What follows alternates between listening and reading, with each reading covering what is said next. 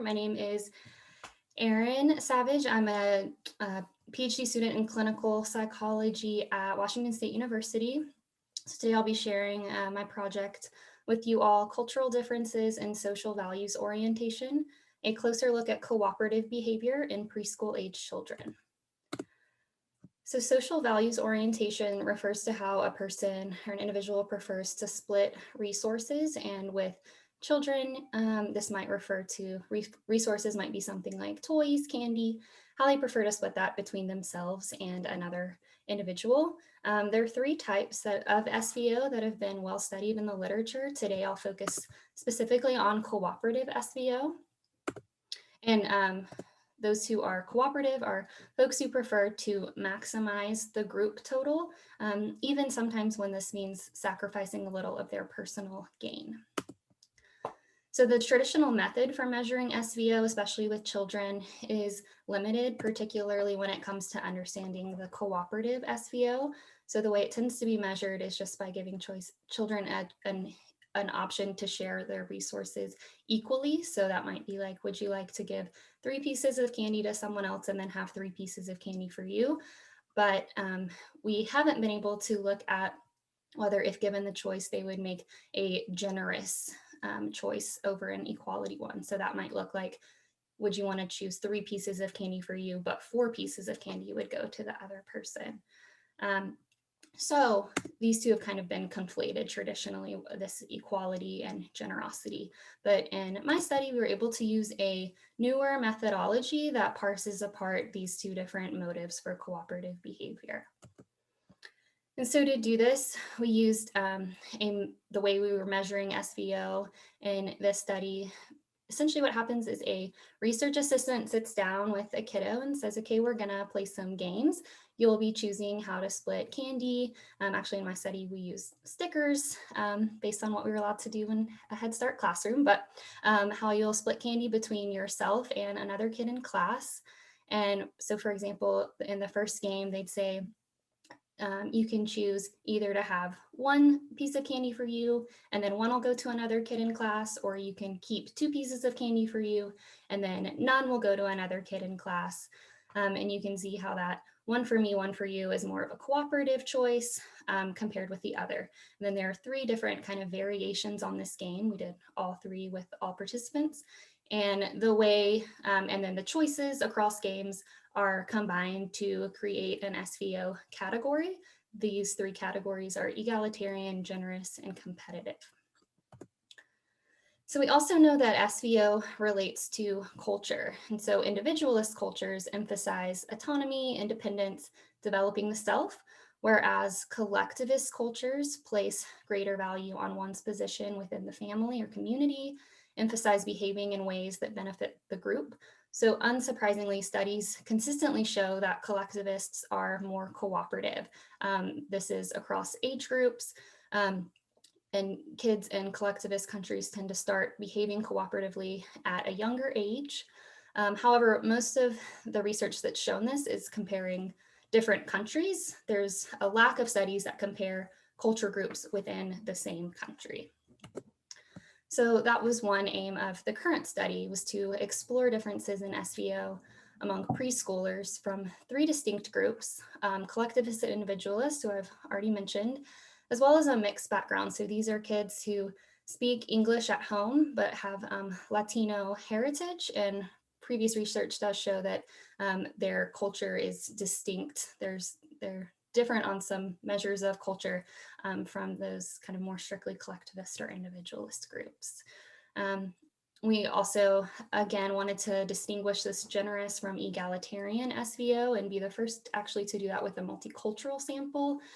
And lastly, there's a lot of adult literature that shows SVO in this laboratory setting relates to culture relates to behavior in the real world, and we wanted to see if that was the case here as well. So our hypotheses were that collectivists compared to our other culture groups would be more cooperative, and that cooperative behavior would be characterized more by this generous motive. Again, we also wanted to look at how that might relate to behavior. Our participants were 174 Head Start preschoolers. The average age was about 4 years, 10 months. To measure SVO, we used the task that I described above or previously. To measure culture, we had parent reported home, language, and ethnicity, and we measured behavior in the classroom with the teacher reported strengths and difficulties questionnaire. So in our results, we did find that collectivists were significantly more cooperative than the non-collectivist groups, and also that they were significantly more likely to be generous. And that second result is shown here in the table, where we can see in the circle here, of all of our collectivist participants, about 65% of them fell into that generous category, compared with the mixed and individualist culture groups being closer to 43-44%. And this is just a visual representation of that finding I just shared. You can see a larger makeup of collectivists are the generous SVO. We didn't find any significant results in relation to behavior in the classroom, and that didn't differ depending on culture, how SVO related to behavior. Again, we did find what we were expecting in terms of collectivists being more cooperative and generous. And then in terms of discussion, just thinking about why there was no positive impact of SVO in this sort of laboratory setting on real world behavior. In the literature with adults, it's pretty consistently shown that if they make cooperative choices on an SVO task like this, that is correlating to real world positive social interactions, more helping behavior, more sharing behavior, more altruism.